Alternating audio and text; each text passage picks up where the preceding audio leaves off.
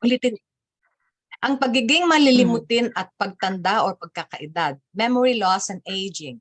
Presented by yours truly, Perla Bermudez Santos, a care advocate of ATI Dementia Care Network of the Alzheimer's Association way back in 2010 up to 2015. Currently, the health educator with Asian Pacific Healthcare Venture on the. Thank you everyone for being here.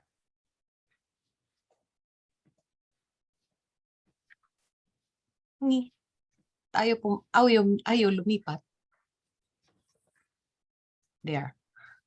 Mga layunin or the goals to identify normal changes in memory as we age. So upang malaman natin ang mga normal na pagbabago ng memorya kaugnay ng pagtanda or pagkakaedad.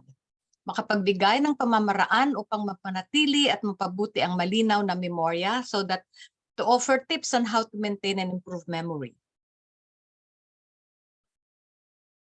So this is how our brain looks. These are the changes that happen on our brain. So this is a healthy brain. Look at this side. It's still very good in shape and color. Whereas kapag nagkaroon na siya ng sakit, ito na siya. This has an advanced Alzheimer already. So what do you notice here? It shrunk, diba? It shrunk, diba? So Dr. Alzheimer, so here is the early stage. Medyo maayos-ayos pang tignan, maganda-ganda pang itsura, color. May konti siyang lamat, nag-uumpisa pa lang siya na ma-damage. So maagang yugto ito ng Alzheimer. And then, ito na yung severe or malubha na yugto ng Alzheimer. It was in the US, there's an estimated 6.5 million people that have Alzheimer's disease. Worldwide, according to the United Nations, there's 55 million people believed to be living with Alzheimer or other dementia. Dr. Alois Alzheimer's in 1906 describes the haunting case of Auguste Deter. She's the first person officially diagnosed with Alzheimer's. Born in 1850, Deter first started showing signs of the disease when she was only in her early 50s. Ang aga, no? A patient who had profound memory loss and founded suspicious about her family, nagselos, and other worsening psychological changes. So the husband brought her to the institution. When she died at the age of 55, Dr. Alzheimer made further studies and found out that her brain revealed abnormalities and extensive damage on the outer layer that was responsible for memory, language, judgment, and thought in general. And those things that are only seen in patients in their 70s. So she got this at a very early age of hers. The patient's condition marked the beginning of the world's understanding of memory loss. So mabuti na lang merong nagka-umpisa at nalaman. Okay? Ang paggunita or pag-alaala or how the memory works. First, pagkatuto or pag-aaral. So there's the learning phase, something that we learn. Pananatili sa kaisipan, that is something that is retained in our memory. And the third is paggunita or recall. So there are 3 stages. The 3 phases of memory. So this is the pagkatuto, paglalagay ng natutunan sa kaisipan sa unang pagkakataon. So we first learn, and that is the process of placing information into the mind for the first time. So ano ang gamit natin for doing that? Pakiramdam. So nararamdaman natin or nafe-feel natin what is soft, what is smooth, what is cold, what is warm, etc. And then the second is sinasadya or intentional. This is what we learn in school, the skills that we learn, yung mga pagbuburda, let's say, or pagluluto, pag-aral at sports. So those are intentional. At ang di sinasadya or incidental, something that happens accidentally, like paso ka. So you learn that, when you touch something that is hot, it's nakakapasok, di ba? Napuk ka, nasaktan ka, something incidental or unintentional.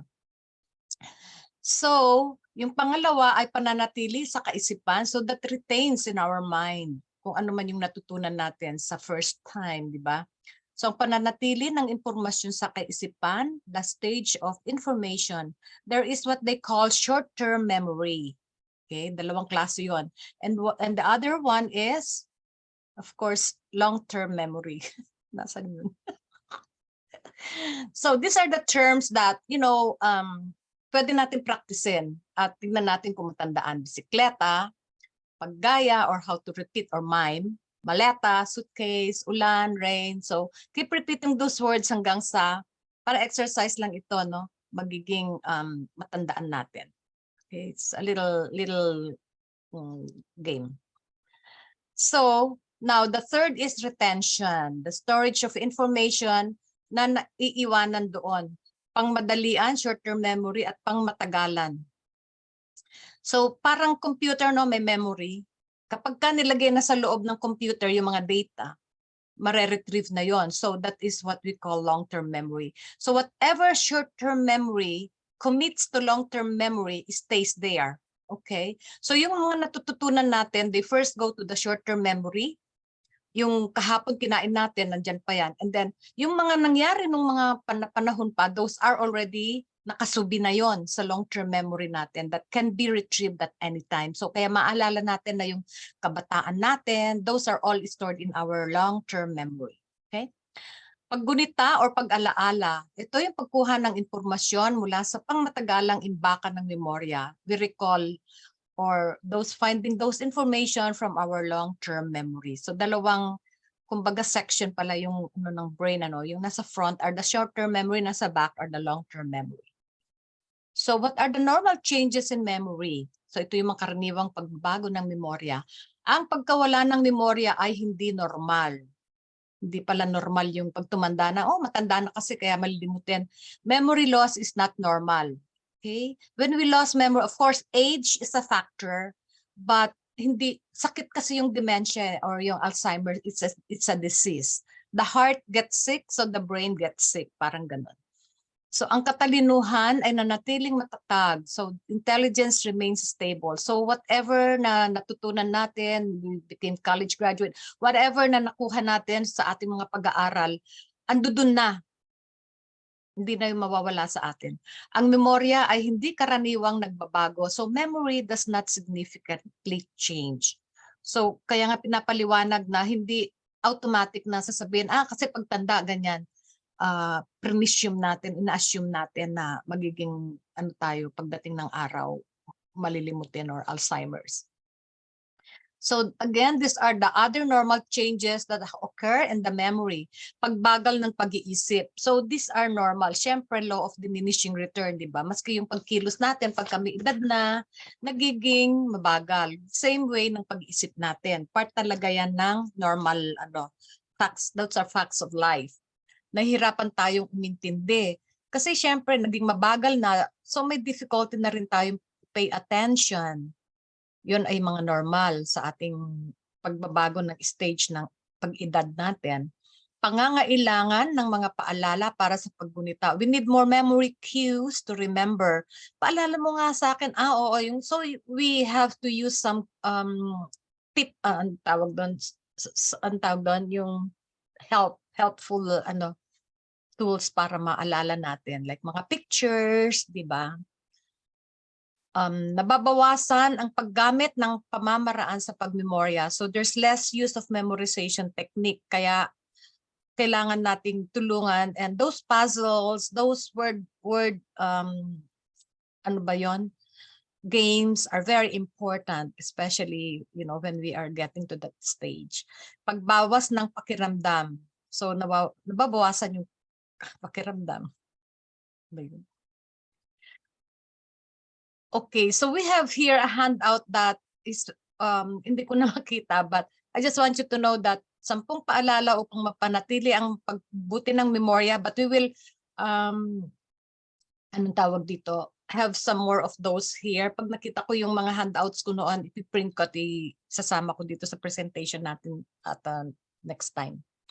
Sanhi ng pagkawala ng memorya. So these are the causes of memory loss na pwedeng maibalik or reversible. So pag ang cause ng pagkawala ng memorya are the following, maibabalik pa yon. These are mataas na presyon ng dugo, So kung ang nawalan tayo ng memory because of high blood pressure, that's only temporary. Wag lang yung napabayaan. Okay? Iniinom na gamot. So while we are undertaking or taking some medications, nagiging nababawasan ang ating memorya.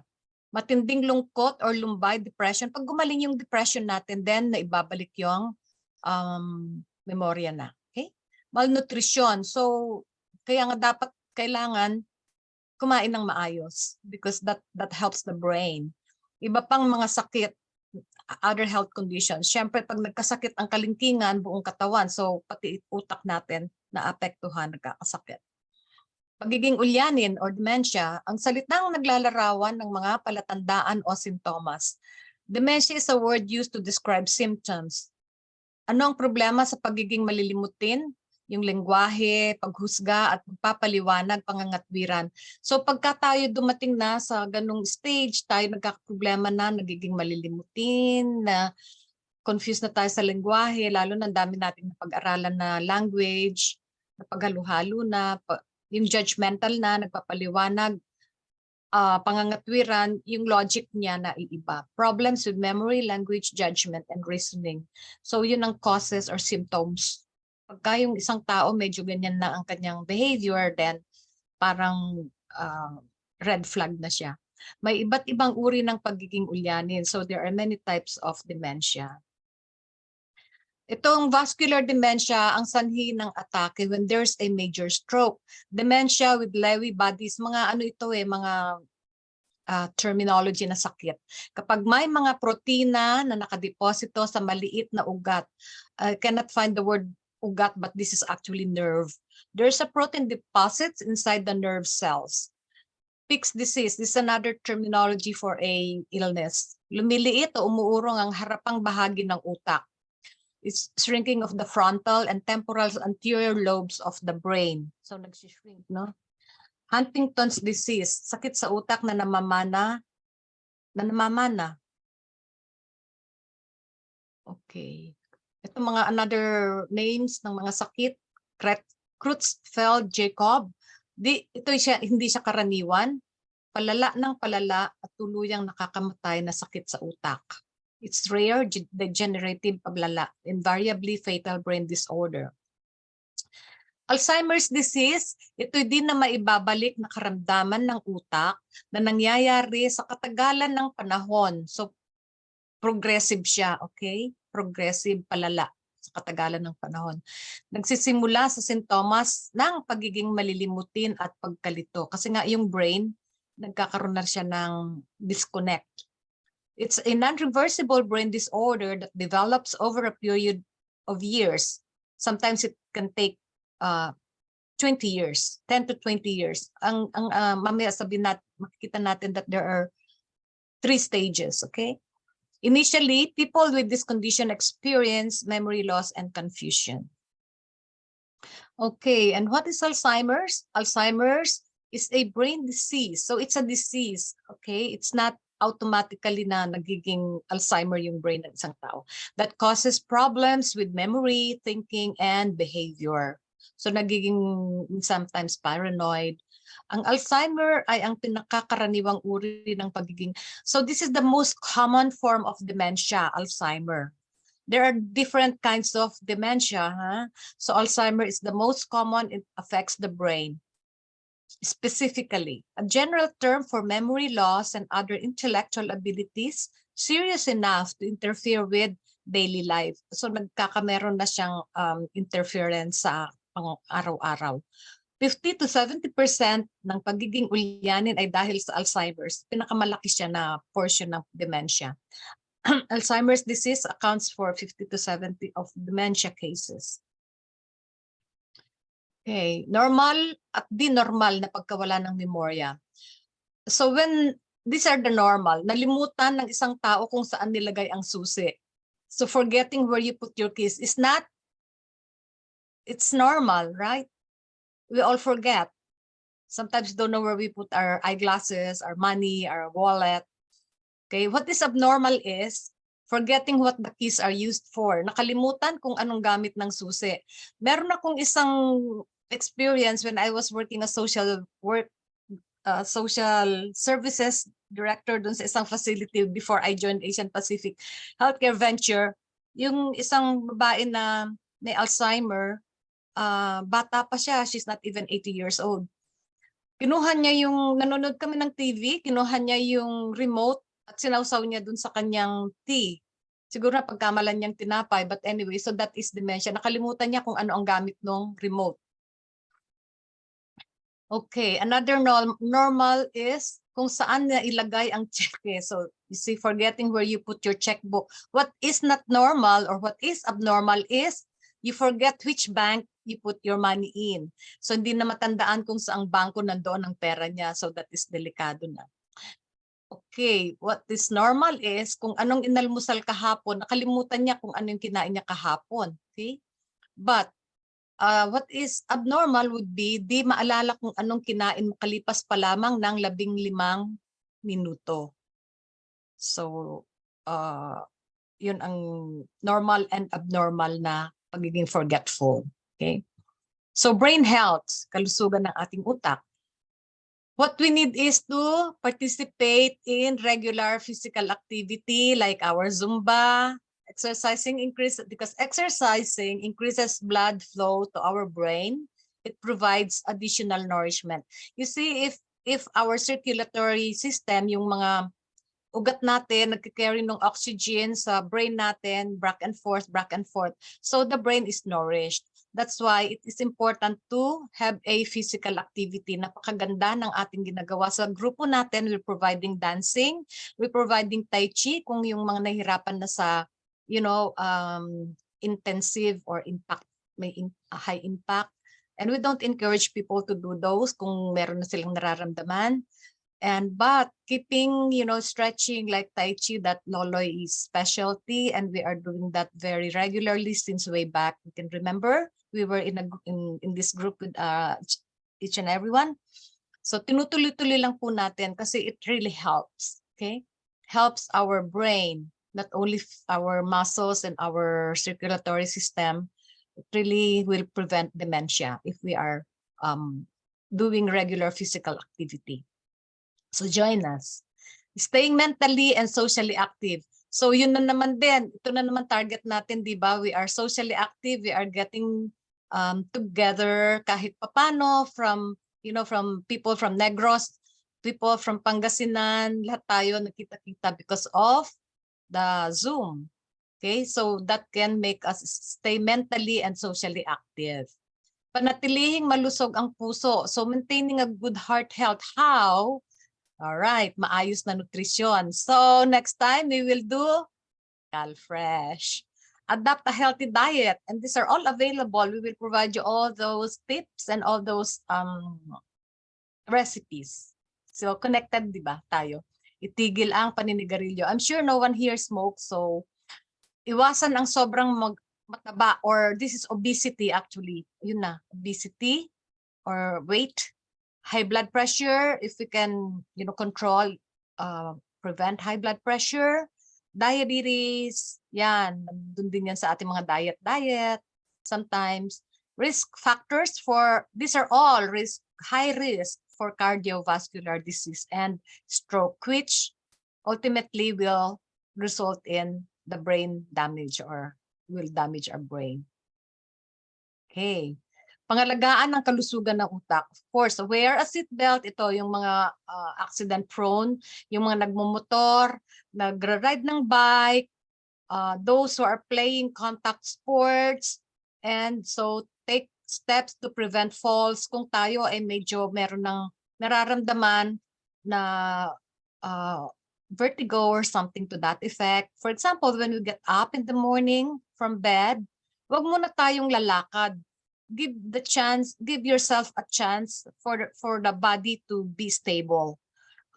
Kasi kung lalakad tayo kaagad, hindi pa stable yung katawan natin, then babagsak tayo, and what results? The fall. Baka mabagok yung ulo natin, so mahirap na. So be always security and safety conscious on ourselves.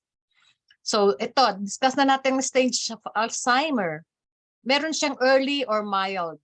Ito, tinagalog ko lang na umpisa.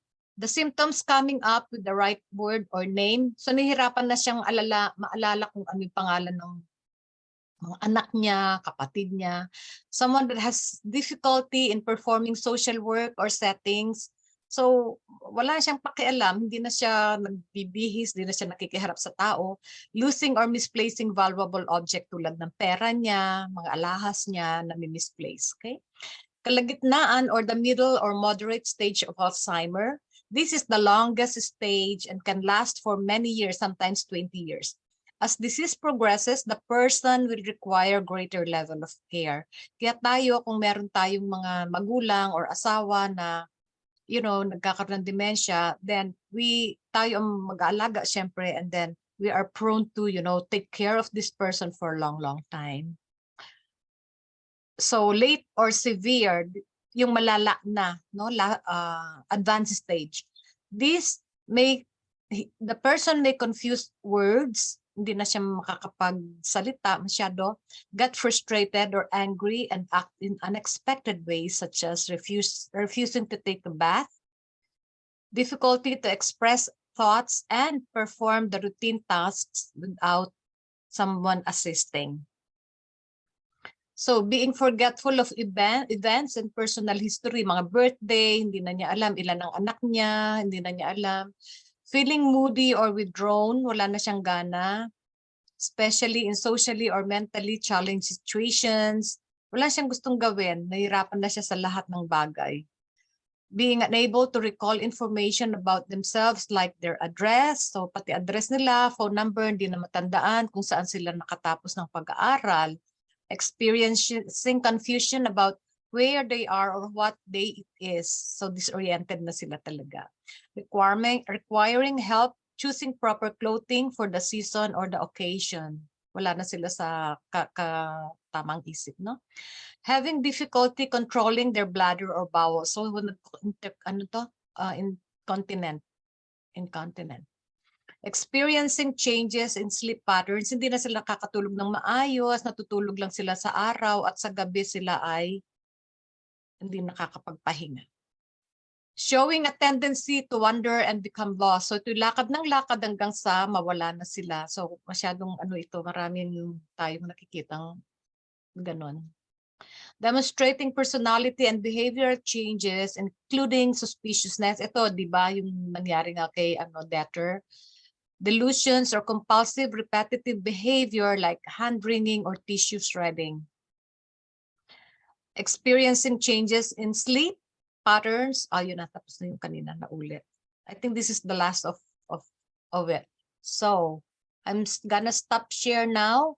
And okay, let's listen, let us discuss whatever topic we heard, whatever discussions we had.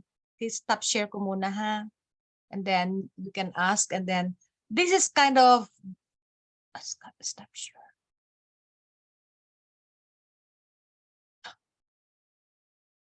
No, hindi ko alam kung paano stop ang recording. Ayun. Stop.